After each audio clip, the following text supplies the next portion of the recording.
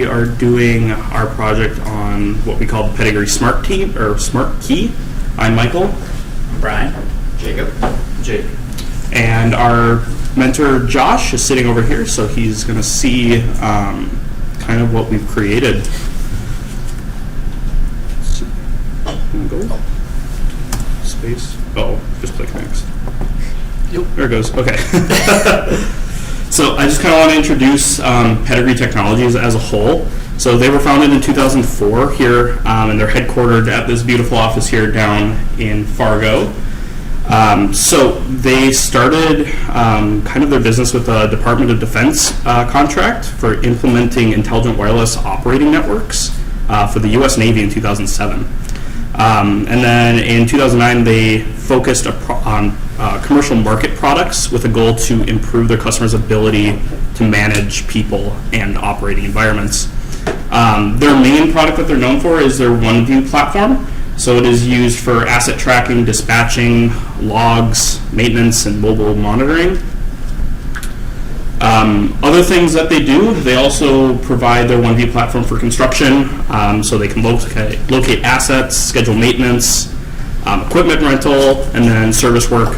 The main thing that's really cool about the service work part is if you've ever had someone come into your house and they're like, all right, yeah, we'll be there between 7 and 3. Well, they can give you more of a better estimate of when they will be there.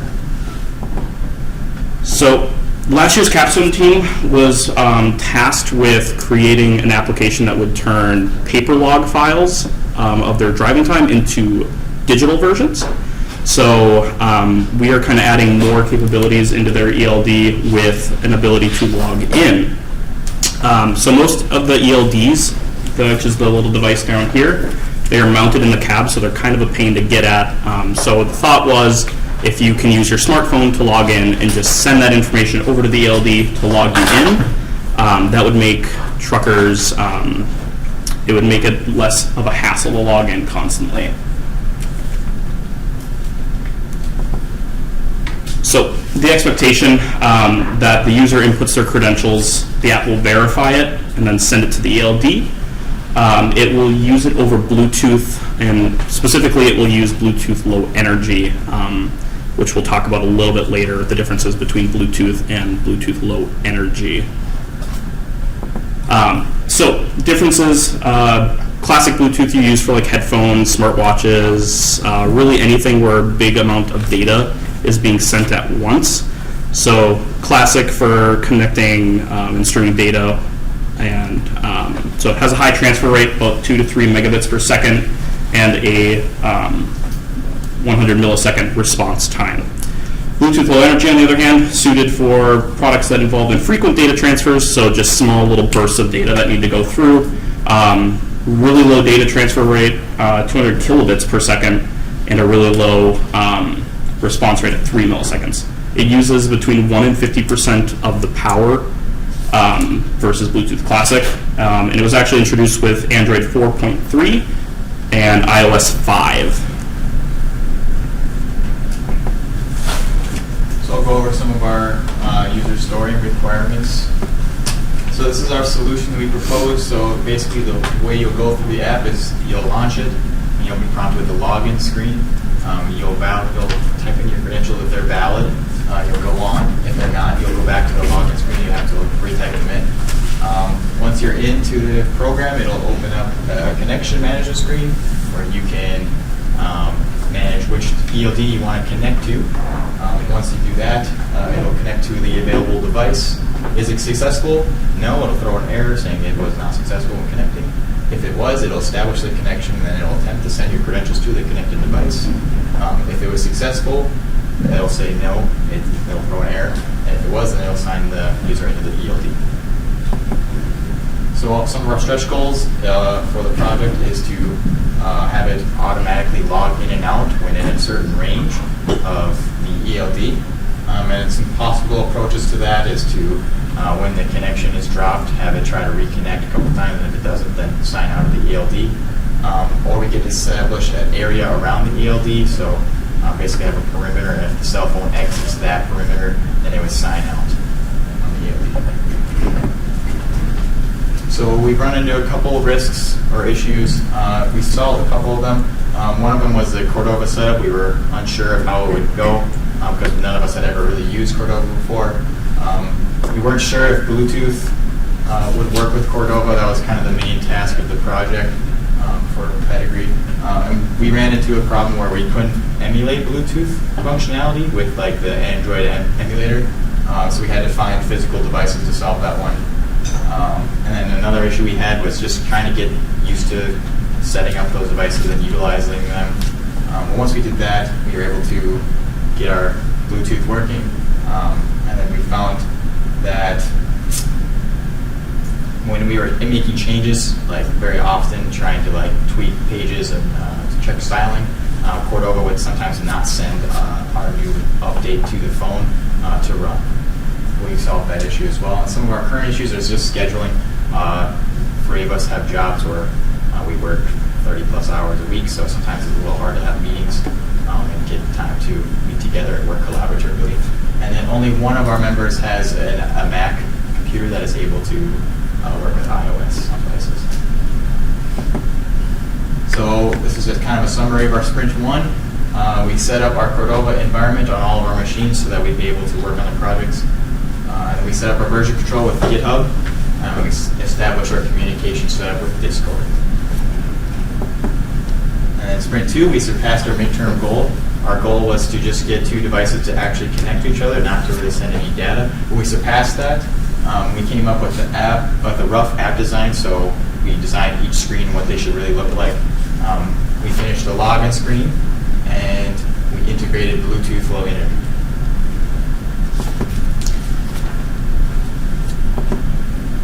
So this is kind of where we started. We started with the Cordova framework. None of us were really familiar with it before. We hadn't really used it. But we understood that it utilizes HTML, JavaScript, and CSS. So it was a lot like programming a web page. And then we weren't quite familiar with Android development, so we were just creating that beacon for the ELD. Some of what we were familiar with was GitHub. We'd used it in past classes, so we were somewhat familiar with it, but we weren't extremely comfortable with it. And then some frameworks that we had used in the past were Angular and Tapestry in previous classes, and Android Studio. And some of the tools we picked, we wanted to make sure we were using the right tools so we didn't have to loop back and redo some of this stuff. So we decided to use Discord for our communication and Outlook to communicate with our sponsor, Josh. As for development, we utilize Visual Studio Code for our Cordova development. They have a nice plugin that you can just install right in Visual Studio Code that allows you to work with it nice. And we use Android Studio for the ELD portion of it, and the command line for deployment and running the actual program. For version control, we use GitHub to specifically get it from our cloud GitHub repository to our actual computer. We use GitHub Desktop, just makes it easy. And for file sharing between the 3 or 4 of us, we use Google Drive. All right, so I'm going to kind of talk about what we've done and what we've done to get to where we are now, and kind of like the steps behind that. So where we started focus right away was working with Cordova, because that was a really big piece of it, and that was something that we had, like he had mentioned, we haven't really had experience. I had never heard of it before this assignment, so it was something that we figured was a good idea to prioritize. So that's something. So to kind of explain, it's developed by Adobe, and it's a convenient way to deploy applications to multiple platforms or operating systems, because it's essentially at its core, it's just a stripped down web browser that you can program the web pages to act and behave how you want, and then that can be deployed to those different platforms. And the primary technology, like you had mentioned, was HTML, CSS, and JavaScript, and they all worked in unison together to create the apps. And so this is kind of where we started. The first thing we did right away was just like go through the documentation, kind of learn like what it was about, how to get started with it, where we need like the steps we need to take in order to like run it and build it, and all the packages and things like we need to do. So We were able to install a framework on our own development devices, and in the process of doing so, we found it to be a little bit of a struggle based on the additional packages and things that were necessary for it to run outside of just the Cordova framework. So there was things like the Node.js, which wasn't too hard, but then Gradle was a little bit of a struggle. But we managed to pull through and get it done. And then once we got the framework installed, we went ahead and followed the tutorial right on the Cordova website to make a basic Hello World app, just to kind of like demonstrate the process and see the different pieces and how they all work together to kind of give us an idea of just it in general. And we got that working, and then we also decided to try to emulate that and use, because we can't use emulation on Android Studio for Bluetooth, but we can use it for just basic development needs. So we made sure we could emulate it and run it and see if it all worked on our machines, and it did, and it worked good. So after kind of getting a hang on how Cordova worked, our next focus was to look for Bluetooth low energy plugins, because that was a focus of another big part that we wanted to try. And like he had mentioned the Bluetooth versus Bluetooth LE, we thought Bluetooth LE was, or low energy, was a good option for this, because we don't want to, in our eyes, we don't want a continuous stream between the two devices. It's just like, hey, I want to log in and send that. And so the intermittent data, small data, it seemed perfect. So we focused on Bluetooth LE and trying to find a plugin for that. Thankfully, for Cordova, and thankfully there are quite a few. And the biggest one we found was called Bluetooth LE, or we call it Bluetooth, I guess. But the reason why we picked it was because it's great. It has great documentation on the GitHub repository for it. Like, there's all kinds of methods and information, and it was really helpful to look over that. And also, it was actively being developed too, because checking the GitHub repositories, you could see that there were frequent updates to it and stuff like that. And so, if I haven't mentioned it, it was really well documented. And the reason why this is important, because it made they did a good job with it, making it easier to understand for people who aren't familiar with Bluetooth LE or Cordova in general. Like, there's really good resources, and they had even little built-in like tutorials on certain parts to kind of like walk you through how to do and implement certain parts of it. So that was really a really good find for us. And then we tried to just implement what we found with Bluetooth LE. So we took, on the actual GitHub repository, they had a folder with a bunch of examples, and one of them was for Bluetooth LE. So we took that example and implemented it into our project to just get it to work, just to see what it would do. And it was a little bit of a challenge, because it was out of date. There were depreciated methods and things being called inside the example, so we had to kind of research and like go through the current documentation and replace what was necessary. But we got it to work, and basically what the example does is it scans for any Bluetooth LE device that's emitting or advertising its signal, and then you can connect to it and then view the services it has if it's displaying any. And so it was pretty crazy to run it for the first time, because we run it in like Memorial Union, which was just crazy, because it was just populated with all these devices that we didn't know what they were, but they were there. And it's crazy. Even in my own house, there's just a bunch of Bluetooth LE devices I had no idea were even there. And like, what are these devices? Where is it, under my desk? I don't know. So yeah, it's my microwave. Yeah. So so that was pretty exciting to actually see that work and get it running. And since we couldn't use emulation for our testing, we actually had to find old devices. Like, we had old phones laying around. I even went out and found like a $50 cheap Android tablet just to play around with, and for this too, because it works really well for it. And and after getting some kind of functionality going with Bluetooth Low Energy, we thought it would be a good idea to kind of switch gears over to the other half of the project, which was the ELD tablet kind of beacon thing. And so switching over to that, one thing we wanted to do was kind of get our feet wet right away, kind of like how we did with both Cordova and the Bluetooth LE, so we just jumped in and found just kind of basic Bluetooth functionality apps online that were well documented that you could just run through the video tutorials, just kind of like get an idea of how it works and just test it, play around with it, see the methods and see what data it was transmitting and how the adapters and stuff work like that. And that was all great and good, and we managed to build a basic little application that you can see on the right there, which just does some basic functionality. It turns the Bluetooth on and off on the device. It makes the device discoverable, so you can pair another device with that device that you're running it on.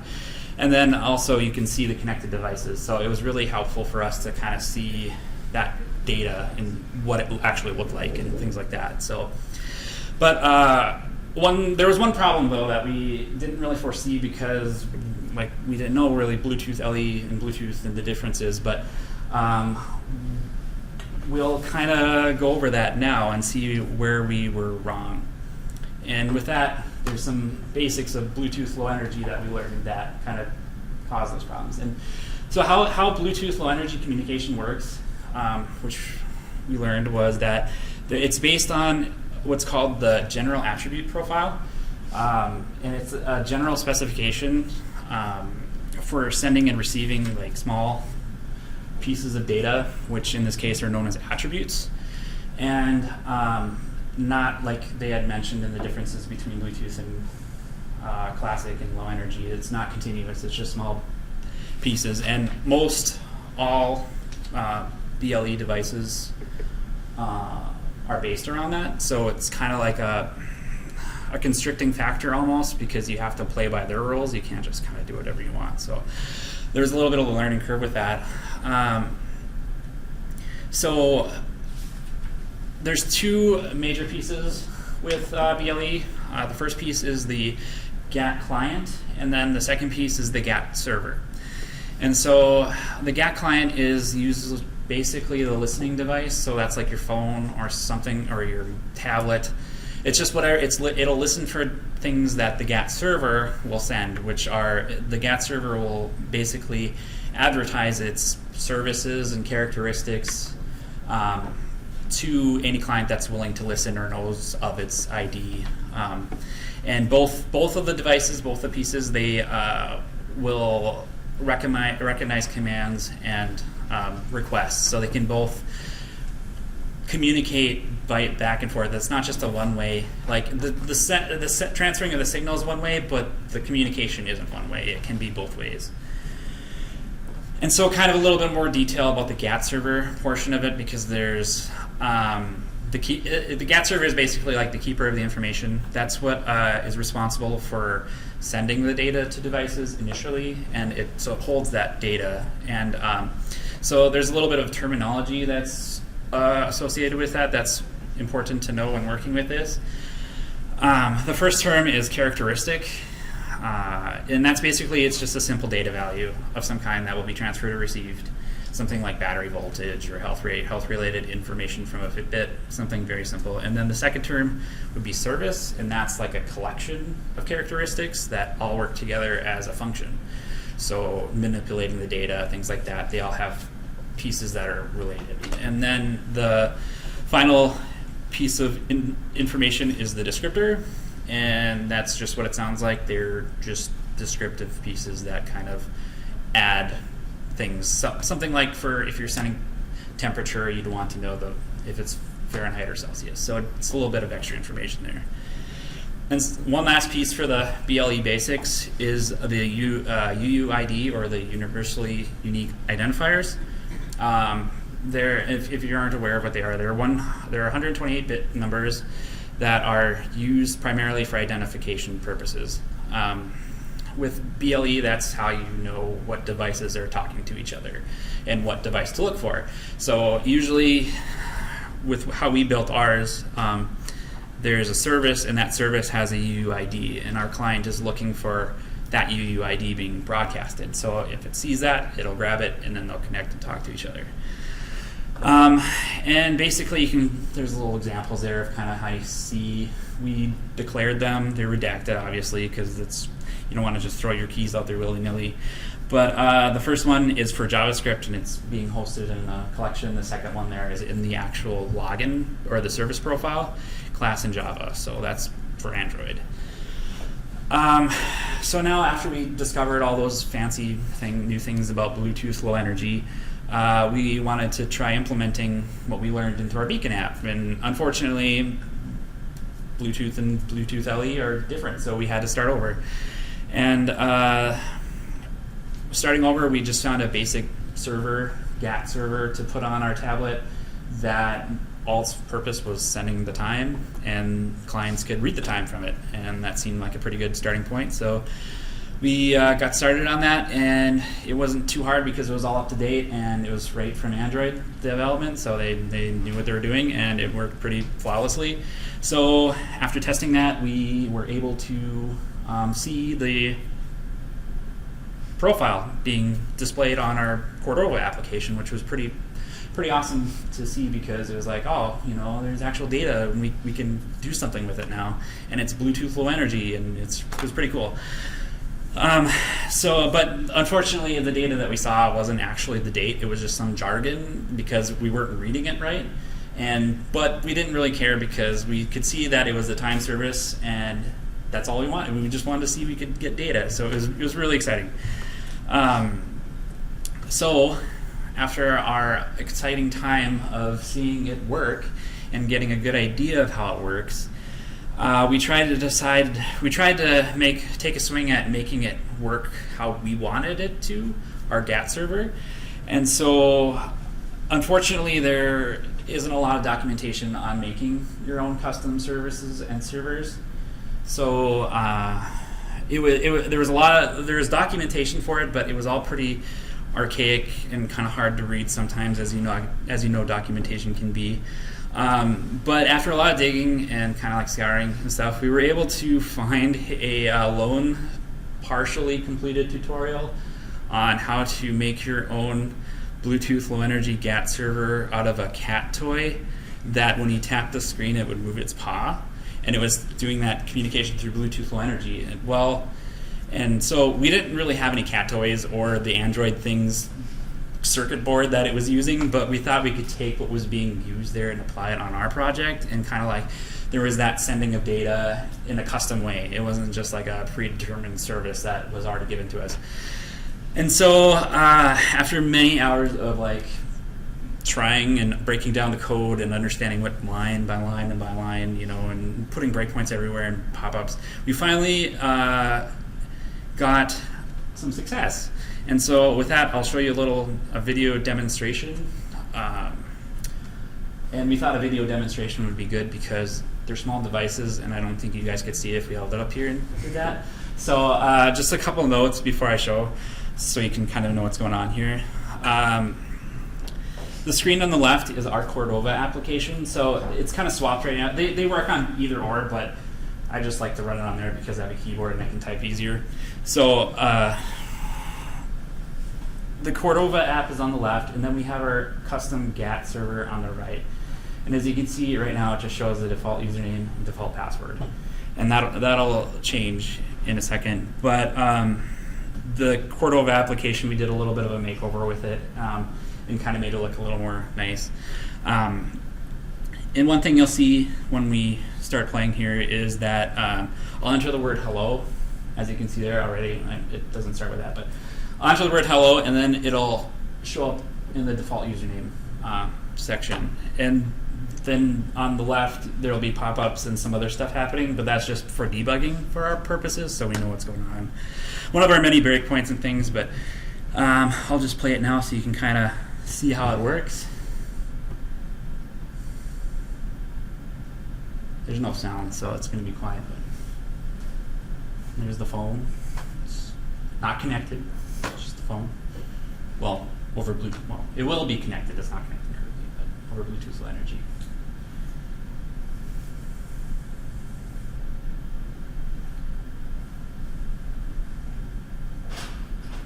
And there on the right, changes to hello. And then, so that was pretty awesome to see that work, because it was like banging your head against the wall for a long time, and all of a sudden it's like you get the missing pieces, and then it all comes together, and it's pretty cool. So after kind of seeing that, here's just a basic rundown of how that works.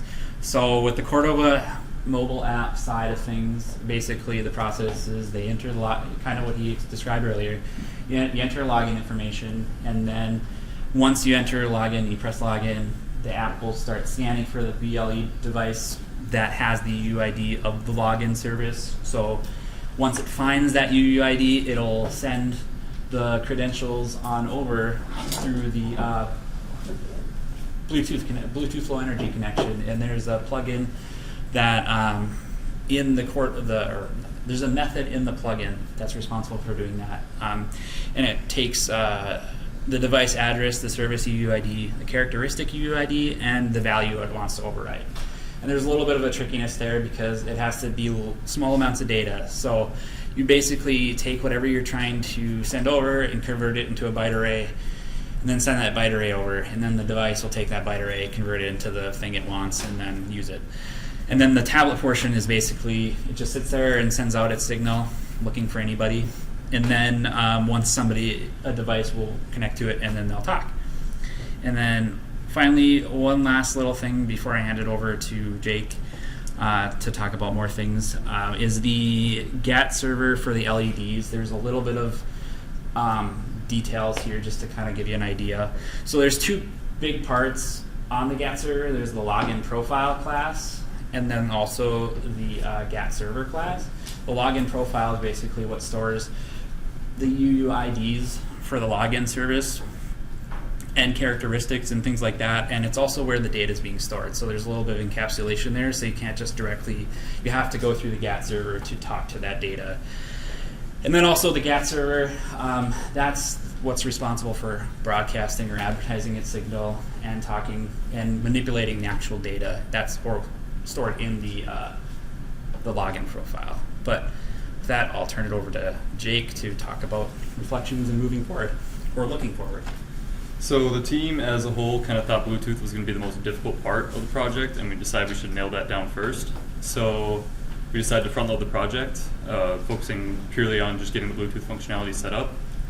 And as you can see, we made some pretty good progress with that. We ran into a couple issues that set us back, namely the ones that setting up the device and also getting physical devices as well.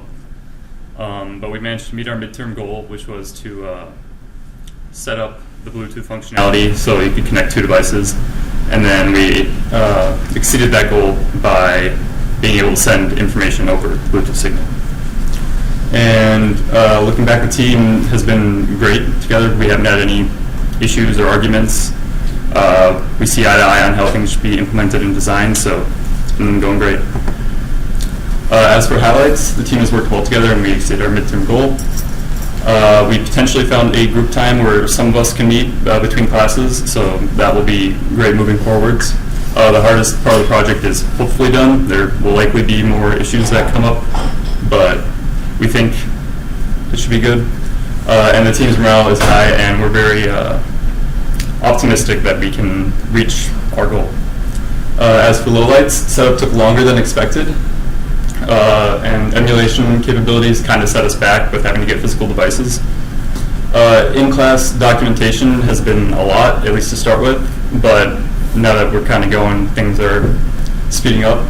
And lastly, team communication and planning needs a little bit of improvement.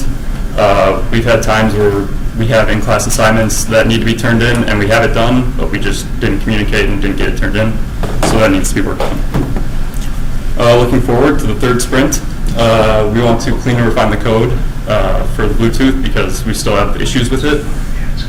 And then we want to focus on verifying the credentials against Pedigree server and then dealing with that. And then lastly, working on the user interface, just make the app look nice, make it functional, all that. And then moving on to the fourth sprint, we want to keep cleaning up the code, make the final product good, and then start working towards stretch goals, those being to the auto login and auto logout when within range. And then lastly, we want to focus on documentation because our sponsor said that they really want us to focus on it and make it good. So we'll be prioritizing that pretty heavily in the fourth sprint. Any questions?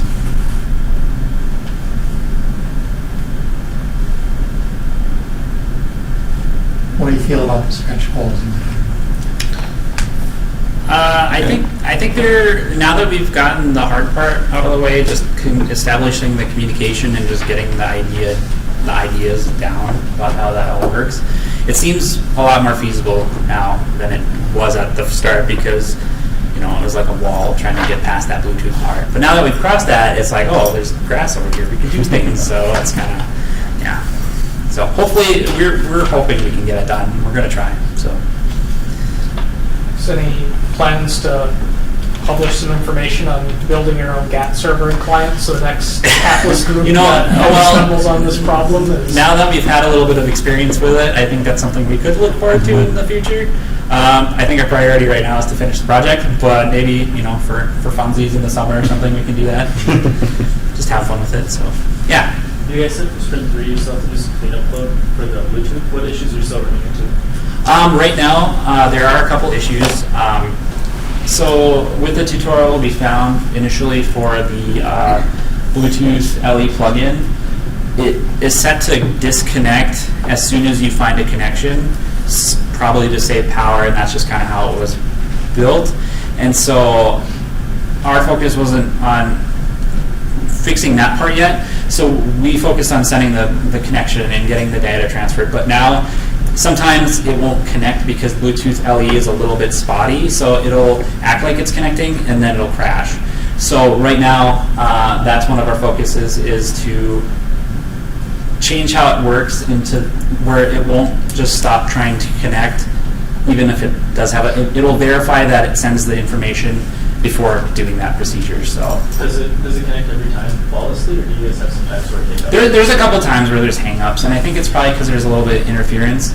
And I think that's something that you could implement some kind of catch where, like, hey, if it doesn't get a response, try again, kind of thing, and just kind of go from there. So, but that's one of the things we were just so stoked for this, and then wanted to start working on the presentation. That was for that next sprint, so that's one of the things. But thank you. Thank you. Yeah.